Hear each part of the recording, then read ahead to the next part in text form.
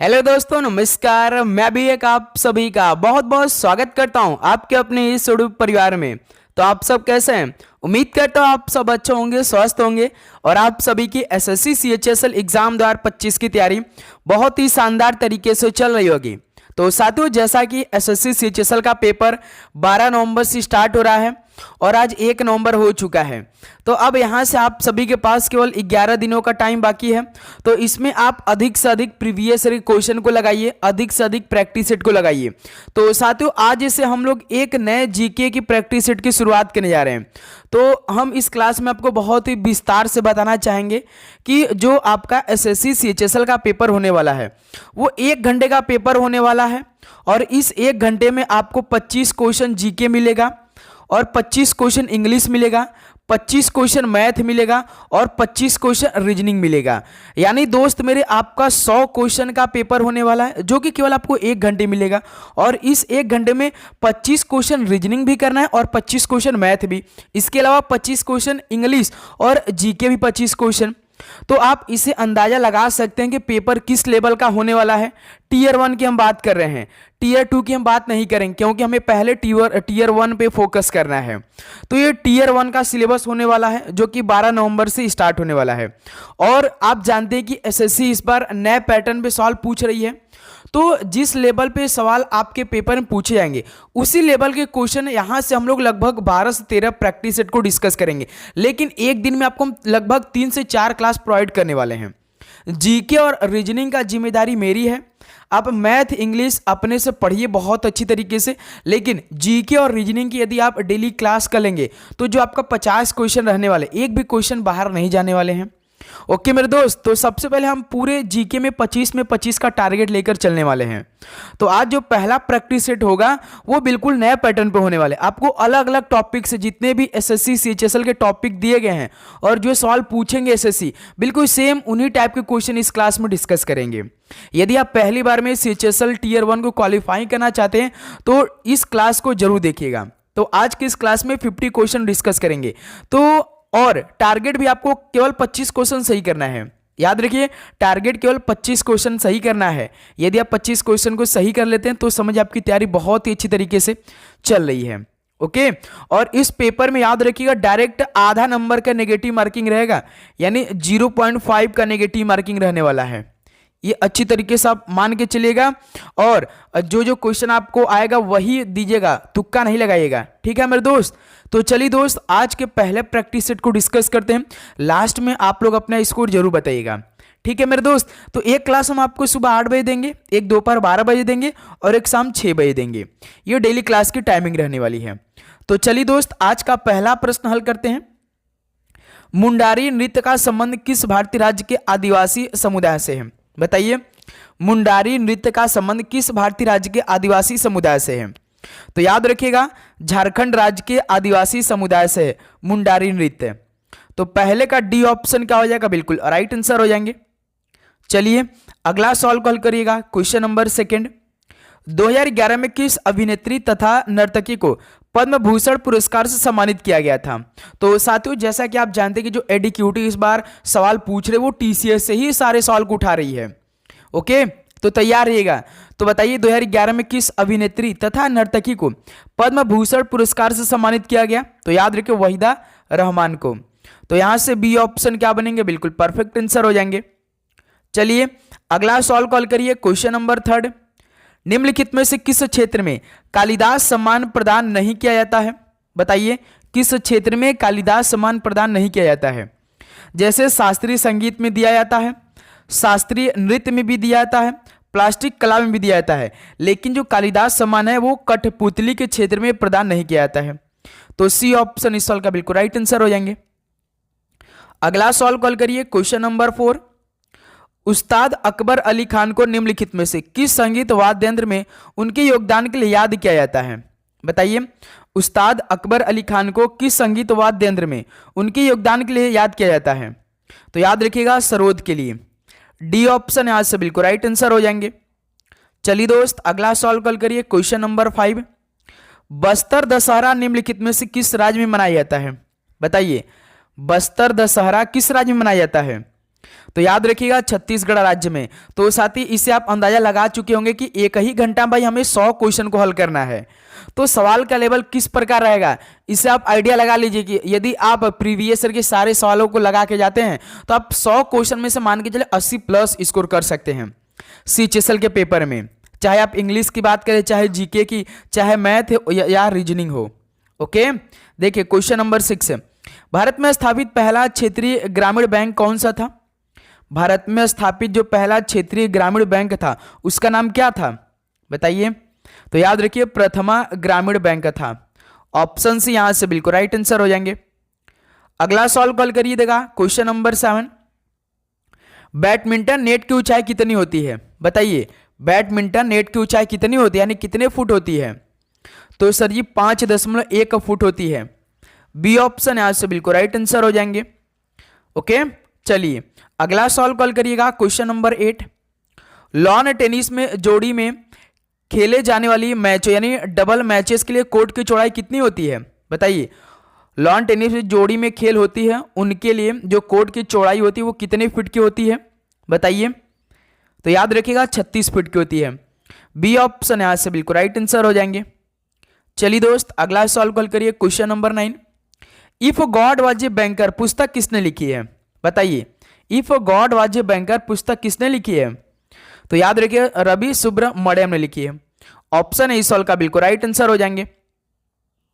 अगला सवाल कॉल करिएगा, क्वेश्चन नंबर 10, स्वामी विवेकानंद की पुण्यतिथि किस दिनांक को मनाई जाती है, यानी किस तिथि को मनाई जाती है स्वामी विवेकानंद जी की पुण्यतिथि?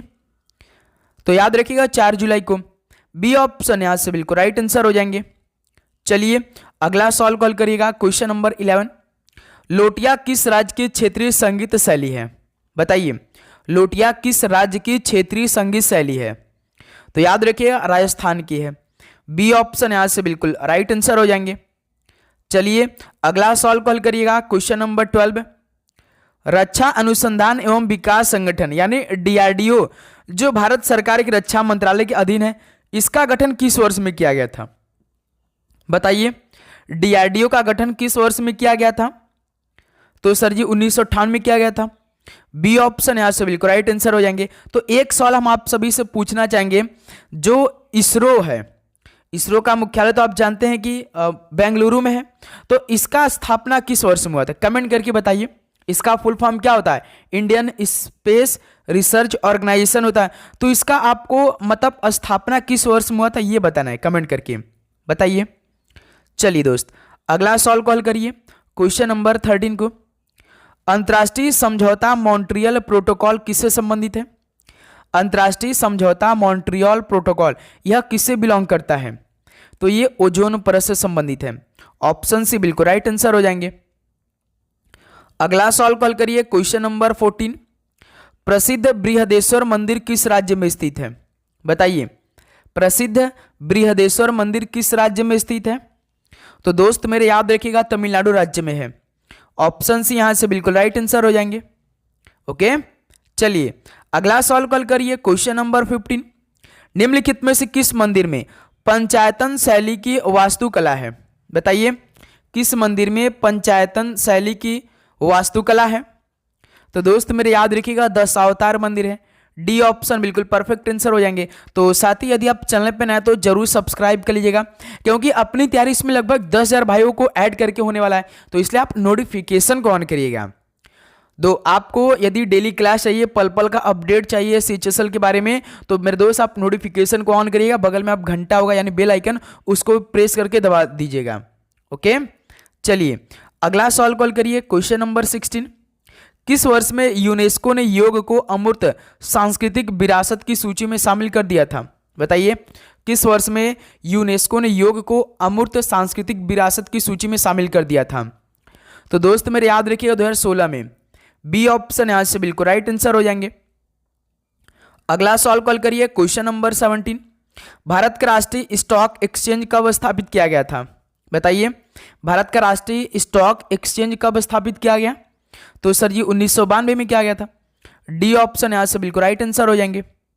चलिए अगला सवाल कॉल करिए, क्वेश्चन नंबर 18, भारत सरकार द्वारा ग्रामीण युवाओं को स्वरोजगार हेतु प्रशिक्षण योजना किस वर्ष शुरू की गई थी, बताइए, भारत सरकार द्वारा ग्रामीण युवाओं को स्वरोजगार हेतु प्रशिक्षण योजना किस वर्ष शुरू की गई थी? तो दोस्त मेरे याद रखिएगा 1979 में। ऑप्शन से यहां से बिल्कुल राइट आंसर हो जाएंगे। अगला सवाल कॉल करिए, क्वेश्चन नंबर 19। भारत मध्य एशिया शिखर सम्मेलन की पहली बैठक की मेजबानी किस देश ने की थी? बताइए, भारत मध्य एशिया शिखर सम्मेलन की जो पहली बैठक थी तो इसकी मेजबानी किस देश ने की थी? तो याद रखिए भारत देश ने की थी। ऑप्शन इस सवाल का बिल्कुल राइट आंसर हो जाएंगे। अगला सवाल कॉल करिएगा, क्वेश्चन नंबर 20। सिंधु घाटी सभ्यता के निम्नलिखित में से कौन से स्थल सिंधु नदी के तट पर नहीं है? बताइए, सिंधु घाटी सभ्यता के कौन से स्थल सिंधु नदी के तट पर नहीं है? तो सबसे पहले देखें कौन कौन से, जैसे चंद्रहुदड़ो है, मोहनजोदड़ो भी है, कोटदीजी है, लेकिन रोपड़ नहीं है। तो यही क्या हो जाएगा हमारा ऑप्शन सी बिल्कुल राइट आंसर हो जाएंगे। ओके, चलिए अगला सवाल कॉल करिएगा, क्वेश्चन नंबर 21। पुरुष सूक्त ये किस वेद का एक मंत्र संग्रह यानी सूक्त है? बताइए, पुरुष सूक्त किस वेद का एक मंत्र संग्रह है? तो याद रखिएगा ऋग्वेद का है। ऑप्शन सी बिल्कुल परफेक्ट आंसर हो जाएंगे। अगला सवाल कॉल करिएगा, क्वेश्चन नंबर 22। बुद्ध ने कहां पर एक पीपल के पेड़ के नीचे कई दिनों तक तपस्या की जहां उन्हें ज्ञान प्राप्ति हुआ था? तो साथी बुद्ध जी ने एक पीपल के पेड़ के नीचे कई दिनों तक तपस्या किया था तो उन्हें ज्ञान का प्राप्ति हुआ था। तो आप बताइए ज्ञान की प्राप्ति उनको किन पेड़ कहां पर पीपल के पेड़ के नीचे प्राप्ति हुई थी? बताइए कहां पर ज्ञान की प्राप्ति हुई थी? तो सर जी बोध गया में। बी ऑप्शन बिल्कुल राइट आंसर हो जाएंगे। अगला सवाल कॉल करिए, क्वेश्चन नंबर 23। नंद वंश का अंतिम शासक निम्न में से कौन था? नंद वंश का अंतिम शासक कौन था? तो याद रखिएगा धनानंद था। ऑप्शन इस सवाल का बिल्कुल राइट आंसर हो जाएंगे। अगला सवाल कॉल करिएगा, क्वेश्चन नंबर 24। थानेश्वर से शासन करने वाले पुष्यभूति ये किस वंश के संस्थापक थे? बताइए, थानेश्वर से शासन करने वाले पुष्यभूति ये किस वंश के संस्थापक थे? तो सर जी वर्धन वंश के संस्थापक थे पुष्यभूति। ऑप्शन इस सवाल का बिल्कुल परफेक्ट आंसर हो जाएंगे। चलिए दोस्त अगला सवाल कॉल करिए, क्वेश्चन नंबर 25 को। निम्नलिखित में से कौन कुषाण वंश का शासक नहीं था? बताइए इनमें से कौन कुषाण वंश का शासक नहीं था? तो वशिष्ठ था, वासुदेव थे, हबिष्क थे, लेकिन नहपान नहीं थे। तो ऑप्शन इस सवाल का बिल्कुल राइट आंसर हो जाएंगे। चलिए अगला सवाल को हल किया जाए, क्वेश्चन नंबर 26। विजयनगर साम्राज्य की स्थापना के समय दिल्ली के सुल्तान कौन थे? बताइए, जब विजयनगर साम्राज्य की स्थापना हुआ तो उस समय दिल्ली के सुल्तान कौन हुआ करते थे? बताइए, तो याद रखिएगा मोहम्मद बिन तुगलक हुआ करते थे। ऑप्शन सी सवाल का बिल्कुल राइट आंसर हो जाएंगे। चलिए अगला सवाल कॉल करिए, क्वेश्चन नंबर 27। सैयद वंश का प्रथम शासक कौन था? बताइए, सैयद वंश का प्रथम शासक कौन था? तो याद रखिए खिज्र खां थे। ऑप्शन इस सवाल का बिल्कुल राइट आंसर हो जाएंगे। तो साथ ही आप सभी से एक फीडबैक लेना चाहते हैं क्या? जैसे कि ये तो सुबह 8 बजे आपकी प्रैक्टिस शीट नए पैटर्न में चलेगी, जो दोपहर में आपको क्लास दें, क्या हम उसको टॉपिक वाइज कर दें? क्या जितने भी महत्वपूर्ण टॉपिक है जिससे कि आपके पेपर में टॉपिक सॉल्व आएगा ही आएगा, तो वो टॉपिक चला दे क्या? एक बार अपनी राय कमेंट बॉक्स में जरूर दीजिएगा, ठीक है। चलिए अगला सवाल कॉल करिएगा, क्वेश्चन नंबर 28। निम्नलिखित में से कौन सी भारत की धरती पर ईस्ट इंडिया कंपनी की पहली बड़ी और निर्णायक जीत थी? बताइए, भारत की धरती पर ईस्ट इंडिया कंपनी की पहली बड़ी और सबसे निर्णायक जीत थी। तो याद रखिए दोस्त, जो प्लासी की युद्ध हुआ था, प्लासी की युद्ध कब हुआ था? 1757 में हुआ था, है ना। तो इस सवाल का ऑप्शन सी बिल्कुल राइट आंसर हो जाएंगे। अगला सवाल कॉल करिएगा, क्वेश्चन नंबर 29। खान बहादुर ने 1857 की विद्रोह का नेतृत्व कहां से किया था? बताइए, खान बहादुर ने 1857 की विद्रोह का नेतृत्व कहां से किया था? तो सर जी बरेली से किया था। डी ऑप्शन बिल्कुल राइट आंसर हो जाएंगे। चलिए अगला सवाल कॉल करिए, क्वेश्चन नंबर 30। किसने एक धर्मनिरपेक्ष भारत और इस्लामी पाकिस्तान में ब्रिटिश भारतीय साम्राज्य के द्विविभाजन की घोषणा की? बताइए, किसने भाई एक धर्मनिरपेक्ष भारत और इस्लामी पाकिस्तान में ब्रिटिश भारतीय साम्राज्य के द्विविभाजन की घोषणा की थी? तो याद रखिएगा लॉर्ड माउंटबेटन। इसका पूरा नाम क्या था? लॉर्ड लुईस माउंटबेटन था। ऑप्शन सी सवाल का बिल्कुल राइट आंसर हो जाएंगे। ओके, अगला सवाल कॉल करिए, क्वेश्चन नंबर 31। निम्नलिखित में से किस अधिनियम को मार्ले मिंटो सुधार के रूप में भी जाना जाता है? बताइए, किस अधिनियम को मार्ले मिंटो सुधार के रूप में भी जाना जाता है?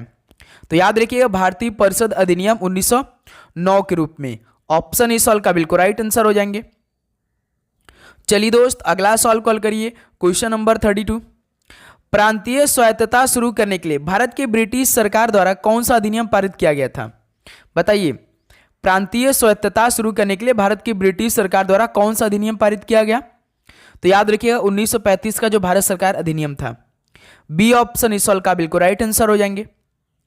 अगला सॉल्व कॉल करिएगा। क्वेश्चन नंबर 33, निम्नलिखित में से किसने एक अभियान की रूपरेखा तैयार की जिसे रॉलेट सत्याग्रह के नाम से जाना गया? बताइए, किसने एक अभियान की रूपरेखा तैयार की जिसे रॉलेट सत्याग्रह के नाम से जाना गया? तो भाई सत्याग्रह का नाम है तो आप जानते हैं कि महात्मा गांधी ने गढ़ा था सत्याग्रह। ऑप्शन इस सॉल्व का बिल्कुल परफेक्ट आंसर हो जाएंगे। चलिए दोस्त, अगला सॉल्व कॉल करिए। क्वेश्चन नंबर 34, विधवा पुनर्विवाह संघ 1861 के संस्थापक के रूप में किसे जाना जाता है? बताइए, विधवा पुनर्विवाह संघ 1861 के संस्थापक के रूप में किसे जाना जाता है? बताइए। तो याद रखिएगा महादेव गोविंद रानाडे को। डी ऑप्शन इस सॉल्व का बिल्कुल राइट आंसर हो जाएंगे।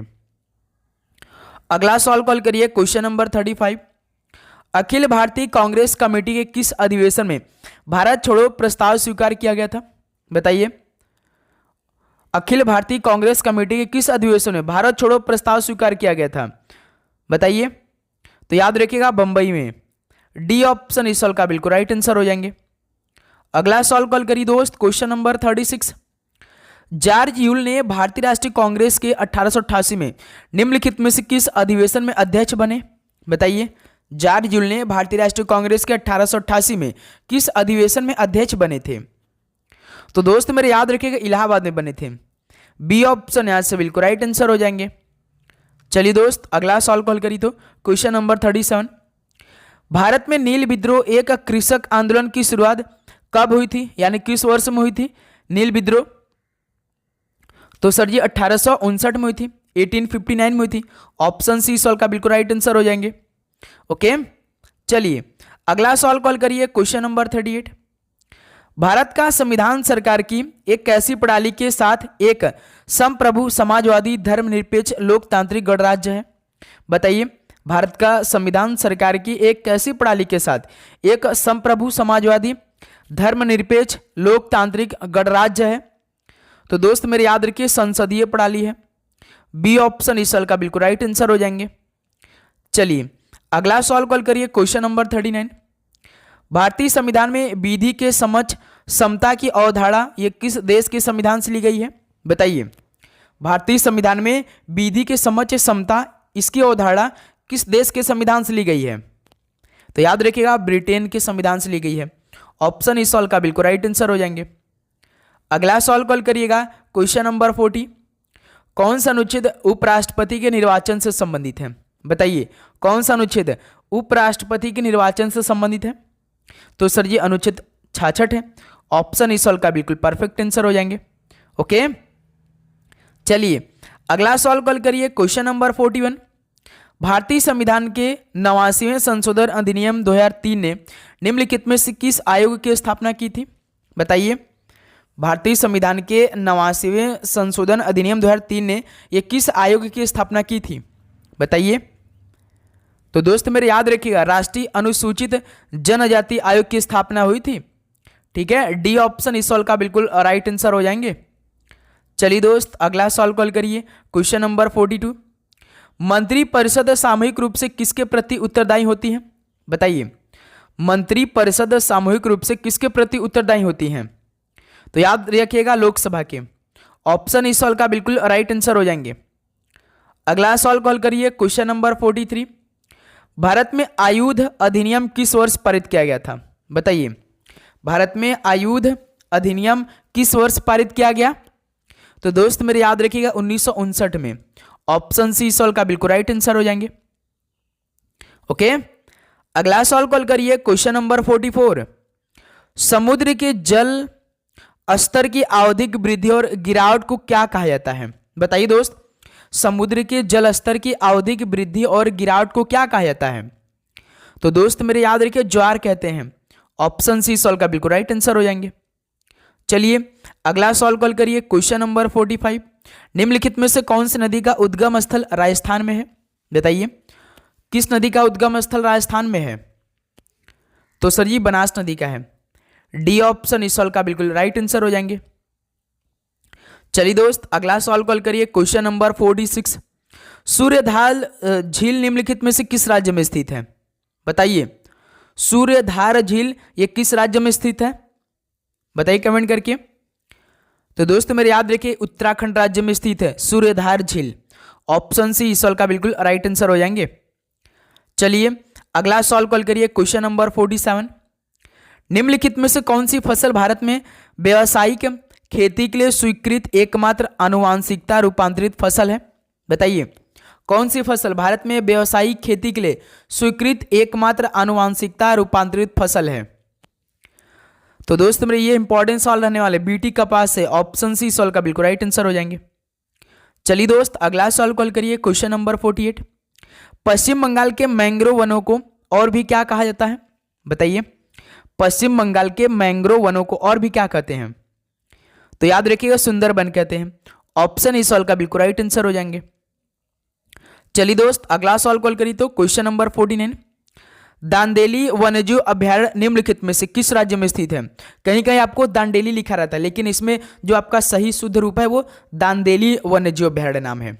ओके, तो किस राज्य में स्थित है? बताइए कर्नाटक, झारखंड, सिक्किम या केरल, किस राज्य में स्थित है दांडेली वन्यजीव अभ्यारण्य? तो दोस्त मेरे याद रखिए कर्नाटक राज्य में स्थित है। ऑप्शन इस सॉल्व का बिल्कुल राइट आंसर हो जाएंगे। चलिए अगला सॉल्व कॉल करिए। क्वेश्चन नंबर 50 और लास्ट क्वेश्चन होने वाला है। भारत की जनगणना 2011 के अनुसार राष्ट्रीय महिला श्रम बल भागीदारी दर क्या है, यानी कितने प्रतिशत का है? बताइए भारत की जनगणना 2011 के अनुसार राष्ट्रीय महिला श्रम बल, तो याद रखिएगा 25.51% है। डी ऑप्शन इस सवाल का बिल्कुल राइट आंसर हो जाएंगे।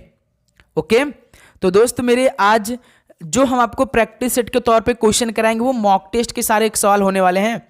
तो इसलिए जितना भी क्लास आएगा हर एक क्लास को आप मॉक टेस्ट के एज रूप में करेंगे हल अपने से, ठीक है।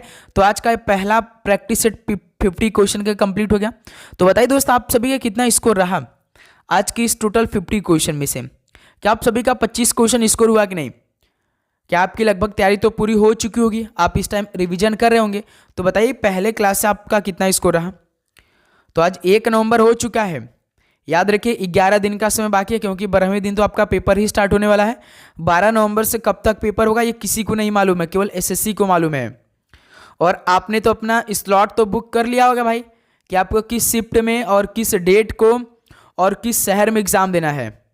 ये एसएससी ने पहली बार आपके लिए सिस्टम बनाया है, तो आपने उम्मीद करूंगा कर लिए होंगे। 22 तारीख से ओपन था, 22 अक्टूबर से 28 अक्टूबर तक वो लिंक ओपन किया गया था, ठीक है। तो दोस्त मेरे आप चैनल को जरूर सब्सक्राइब करिएगा। मिलेंगे दोपहर 12 बजे एक नए क्लास के साथ, आप जरूर नोटिफिकेशन को ऑन करिएगा, ठीक है। तो चलिए इस क्लास को यहीं पे समाप्त करते हैं, मिलते हैं साथ ही दोपहर 12 बजे एक नए क्लास के साथ। तो सभी को एग्जाम के लिए best of luck. Mata Rani की कृपा है कि आपका पेपर बहुत अच्छा जाए। तो सभी को जय हिंद जय भारत, पढ़ाई करते रहिए, ऑल द वेरी बेस्ट, धन्यवाद।